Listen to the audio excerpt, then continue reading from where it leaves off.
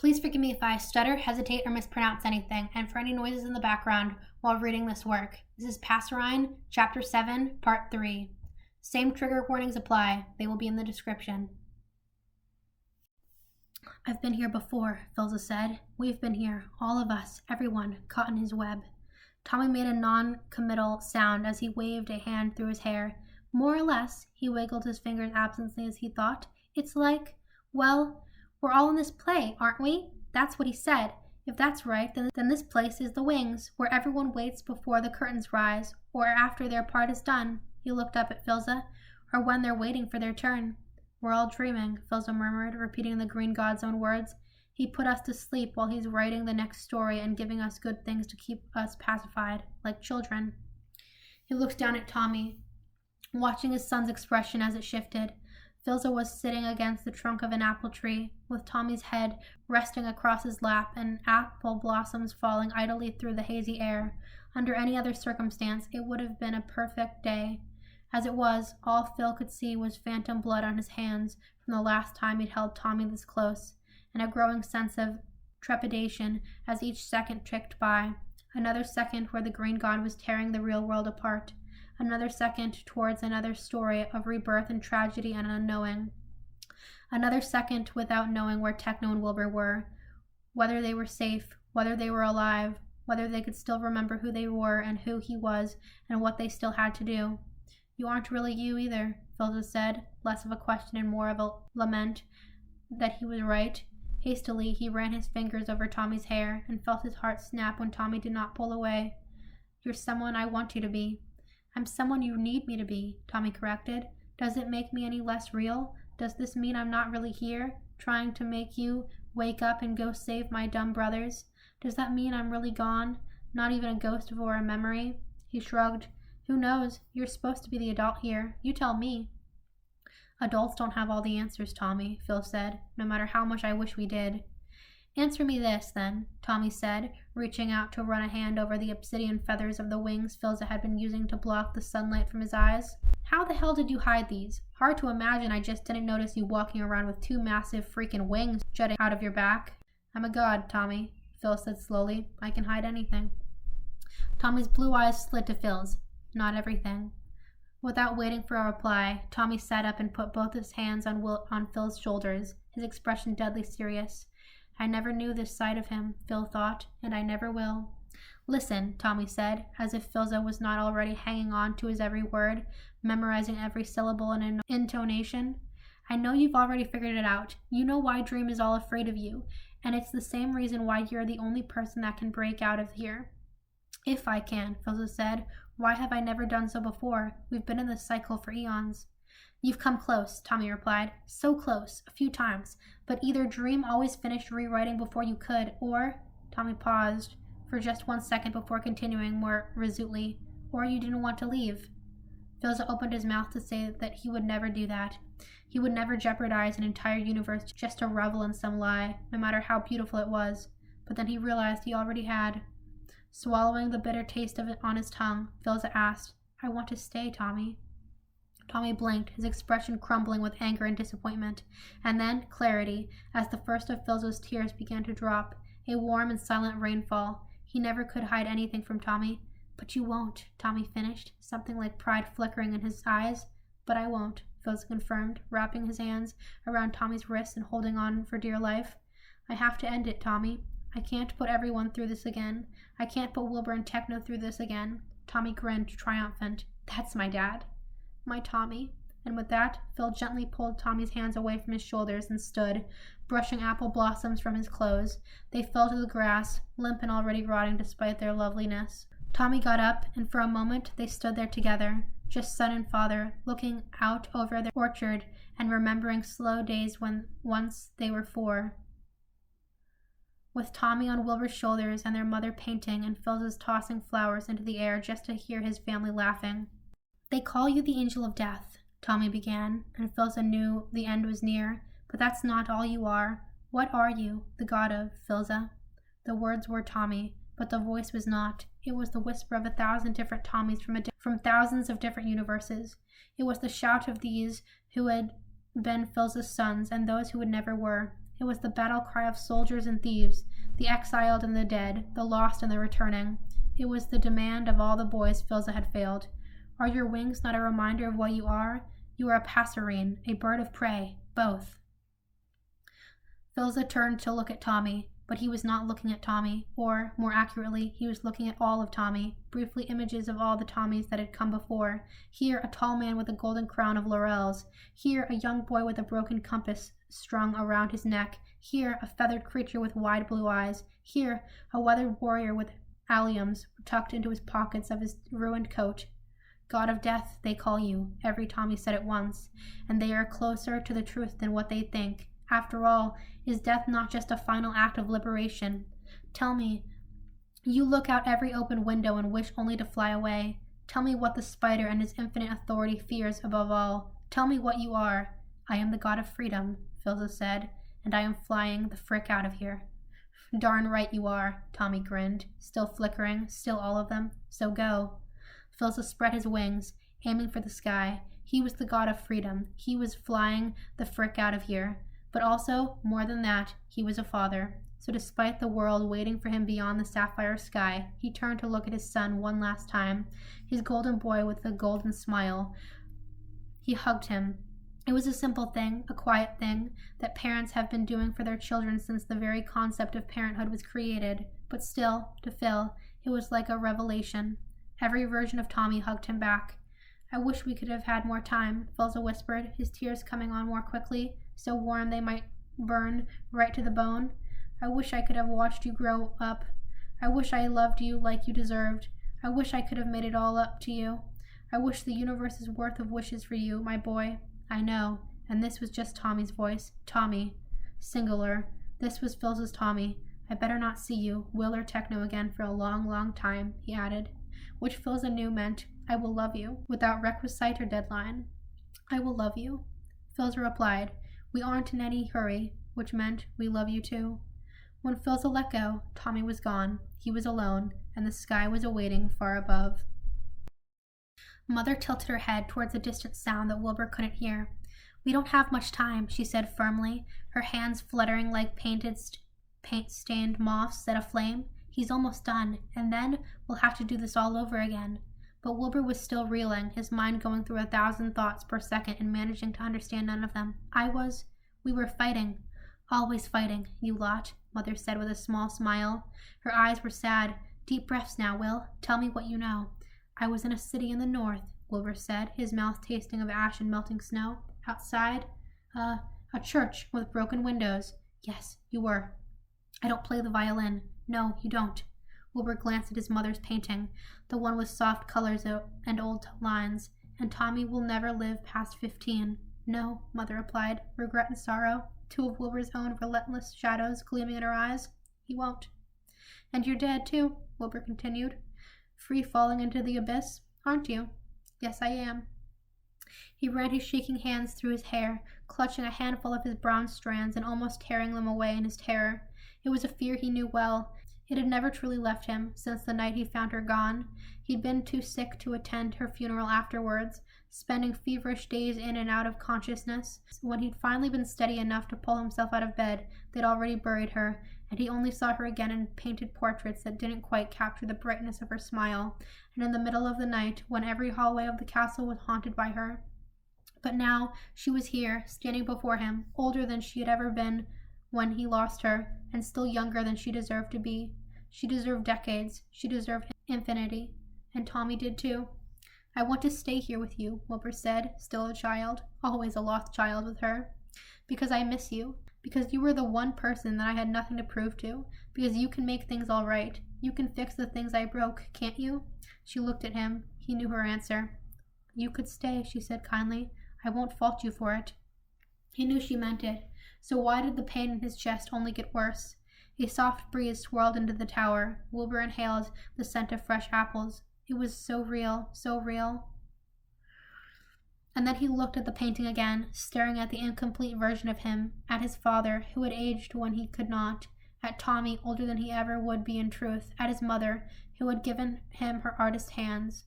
Will you forgive me? Wilbur asked, his voice rough and small, if I still want to live without you? In reply, she pulled him down gently and placed a soft kiss on his forehead. I loved you before I even met you, she whispered against his skin. And I love you even more after I did. I am sorry for leaving too soon and leaving too much. She pulled back, her eyes shimmering and hands warm on both of Wilbur's cheeks. But look at you. Look at how much you've grown. Look at how far you still have to go. Come with me, he asked, pressing his face closer against her paint-streaked palm. You can lie and say you'll come with me. I'm always with you, Will, she said, smiling. A wavering smile. I am in every note you play and every song you sing. I fight your every battle and feel your every pain. And I feel your joy and your compassion and your regret and your bravery. Whatever you do, Will, I am with you. And, he swallowed roughly, and Tommy, you and your brother, she said, are bound by something stronger than fate and stronger than death. She dropped her hands and stepped back. The distance between them was a chasm. One is gone, but not forever. One is gone, but not the other. Wilbur took a rattling breath and squared his shoulders. He wasn't ready, but he had no other choice. He gave his mother one last lingering look. All the things he wanted to say, he said it with it. All the I love yous addressed to hallway ghosts and all the I wish you were here, he screamed into the silence of his own head. He would never see her again. He would never see Tommy again. Those were the truths he would have to learn to live with. All the grief and love and hope and fear in one word. Goodbye, Wilbur said. He shut his eyes as he turned away, unwilling to look at what he would be leaving behind, his perfect mother and her perfect painting of what could have been. She might have said goodbye back, but the wind was whistling past Wilbur's ears as he took off running, drowning out everything else. When he opened his eyes again, the arched window was waiting before him, opening into the endless sky. He leapt, and his father caught him. Wilbur grinned up at the winged figure above him as they soared past the eddying clouds. Always have to make a last-minute entrance, don't you? Father looked down at him as he tightened his hold on Wilbur's hands, obsidian wings cutting through the air in persistent booming beats. Are you all right? Was the first thing he said. He sounded like he was choking on his own heartache. For once, Wilbur found he was just like his father. Wilbur closed his eyes against the rushing wind, letting it dry his lingering tears. No, he admitted, but I will be. Wilbur looked at the open sky, seeing nothing but blue and white until the distant horizon. So, Father, how are we getting out of here? Even in their separate sadnesses, Wilbur still noticed the small smile on his father's face. Do you trust me, Will? I just jumped out of a tower for you. Father's laughter was a strained sound, but it was almost like music. What if I asked you to let go of my hand? Wilbur didn't think, he just let go. For a moment he was weightless, suspended mid-air, as clean and pure as the clouds that were the sole witness of his slow descent. There was no life and no death, and no Wilbur and no enemy waiting for him on the other side. No dead brothers, no lost brothers, no mother in towers, no fathers newly regained. There was only the falling. Will, Father called out over the rushing wind, open your eyes.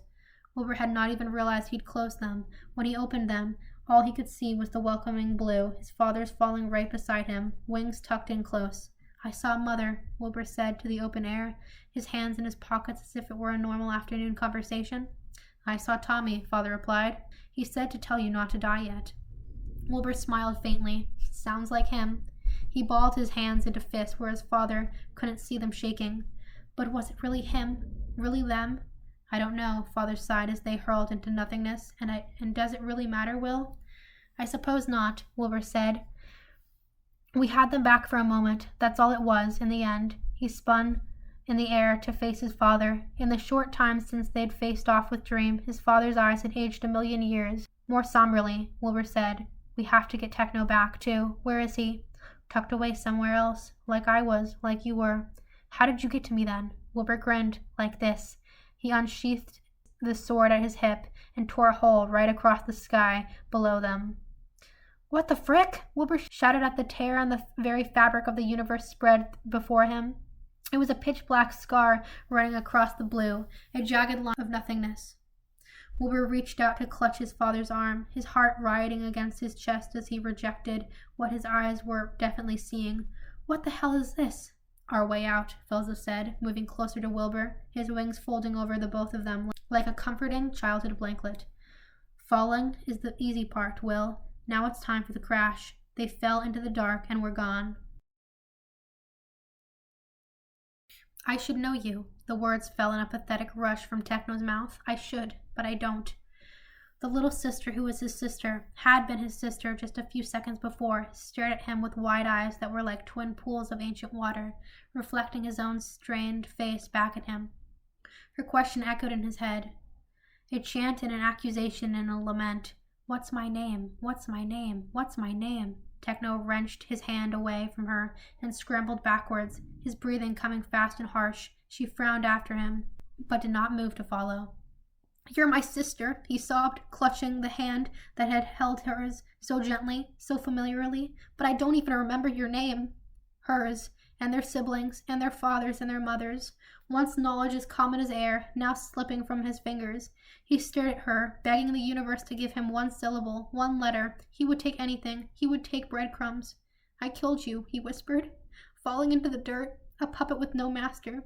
He put his head in his shaking hands. I killed all of you. No. The sternness in her voice made him look up. She still stood where she had been, a pillar of stone, her face pink with fury. That wasn't you. The spider got you. That's all. That's all? Techno shouted. The forest was pressing in on them. He knew it. The darkness would take him again, just as it took him all those years ago, the last time he'd been down this road. Yes, she replied. Yes, that is all. It was all him, never you. We understood that then. We understood that now. Nobody blamed you or will ever blame you for something you could not control. We are not that horrible or that stupid. But I hurt you, Techno whispered. I know I did. You must have been so scared. I wasn't, she said, but Techno knew it was all a lie by the wobbling of her lower lip. You would never hurt me. I knew that. She stepped closer slowly, as if she were approaching a wounded wolf, and it's important to me that you know that too. Something flickered in Techno's periphery, and they both turned to see the forest open just up ahead. Beyond the darkness, there was a small clearing, blazing with sunlight. Surrounded by flower patches and shrubbery was a house, small and cozy with a brick chimney letting out pale smoke. A window was open, and through it Techno could see a table set for dinner, and children fighting over an apple pie. A tall, wiry man, with his pink hair pulled back from his face, was swatting at them with no real force, telling them to share, you greedy little monsters. A woman with braided hair stood to the side and threw her head back in a deep laugh. One of the kids leaned too far in the shuffle, fell face first into a bowl of mashed potatoes, and began wailing. An older child, almost as old as Techno, rolled her eyes warmly and promised to do anything he wanted if he would just stop crying. Techno saw all of them. None of them saw Techno. They're calling me back, the little girl said. But Techno couldn't take his eyes off the house and the family that lived in it. His house, once. His family. Warm and lovely and easy. I can't go home yet, Techno said, hating himself more and more with every word. I still have to save Wilbur and Philza. I still have to bury Tommy. And I still have to put that green jerk into the goodness darned ground. Well, duh. When he turned to her again, she had her hands on her hips and a sad smile on her face. I said they were calling me back. No one said anything about you. Not everything's about you, you know. Despite everything, Techno managed a weak laugh. Of all the people to be my guide through this trash of an afterlife, why'd it have to be you? Because my spirit is too big for my own body, she replied haughtily, and I am tired of some random man deciding my lives for me. He doesn't even ask if I wanted to be a human being. What if I wanted to be a frog in the rain? Did he even consider that? No. Instead, he made me a small and stinky and boring. She wrinkled her nose in disgust. I want to be more than someone else's backstory. I want to be the hero. I'm going to be the hero next time. Just you watch. I already am, Techno said softly. In the distance, he could still hear the laughter of people he used to know by heart. But closer, somewhere just behind him, he heard a voice calling his name. Techno turned towards the voice. He could always turn towards that voice.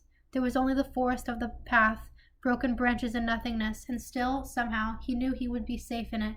He shakily rose to his feet, each small movement sending electricity through his veins, and his old bones knew he should be going with her, going home, and starting the cycle anew. The wheel had to move forward. This was not how the real story ended. But screw that wheel. Screw what the storyline dictated. He was Technoblade. He was going to write his own darn story. He stood his ground, felt the wheel push at his back, shoving him roughly forward. But if he was even half as stubborn as the little girl before him, then he had nothing to fear. The ground held beneath him. He passed a hand over his misty eyes. I have to go, he said tiredly. Wilbur's looking for me. She grinned. So, get going. You slow old man. I'm not that old. Whatever you say, Grandpa, she replied, taking one step towards the light and then another. Oh, before I forget, everyone wanted to tell you something. He leaned towards her. What is it? She leaned towards him. You look dumb with that hairstyle, she whispered gravely. Please keep your hair out of your face because it's starting to function like curtains. You little brat. Techno moved to grab her, but she danced out of the way, laughing so hard she almost tripped over her own feet. She moved to go again, but stopped at the very end of the road, silhouetted against the sunlight. You know, for what it's worth, she said, turning just enough for Techno to see a faint smile on her face. I think the Green God made the right call this time around, making you my older brother. You were pretty great at it. Before I murdered all of you, Techno said, his throat burning from a stoppered sob. You can't even just accept a compliment, can you? It wasn't that great of a compliment to begin with. Fine, I take it back. Don't you dare, Techno began, but she was already gone. Always have to have the last word, he thought fondly, glad to even have that small scrap of her to take with him into the dark. He folded the memory of her running home, twin braids bouncing against her shoulder blades with each excited step, and tucked it behind his heart, where it would always be safe. She would stay here, right next to the little house with the laughing strangers, right next to Tommy. He took a deep breath, filling his lungs with the smell of pine trees and flowers and apple pies, and stepped off the path. He walked first, then ran, ducking under branches and shaking his feet out of the tangled overgrowth, bearing through the dim with only Wilbur's voice to guide him. Techno! Will! Closer now, stray branches tugged at his clothes and his hair. With his sister's advice and from pure annoyance, Techno ripped a strip of cloth from his shirt sleeve and tied his hair back into a simple knot at the nape of his neck. It wasn't an elegant braid, but it would have to do. He continued running. Wilbur! He called again. Techno! Just to the right of him. Techno, over here! Techno! Techno fell against a tree, taking in what was before him. A strange dark line stood out in the dim, blacker than black, cut straight from the darkness of the lowest caves of the earth. It felt lonely. Standing beside it, wings tucked in close, was Philza and Wilbur. Come on, Wilbur said, a half smile on his face. You're late. Techno rushed to him and gave him a swift punch to the shoulder. Wilbur stumbled, almost falling back into whatever the black cut was before Techno caught him by the wrist and pulled him upright again. How many times do I have to lose you in a single day? Techno demanded, squeezing Wilbur's wrist just to make sure he was real. He was here. He wasn't part of this strange dreamscape. Wilbur rubbed sheepishly at his shoulders and said, I didn't really have a say in it. Keep close to me from now on, Techno ordered, releasing Wilbur after he was sure that the pulse on his wrist was there. And you, he turned to Philza, ready to unleash his pent-up emotions on the nearest god available.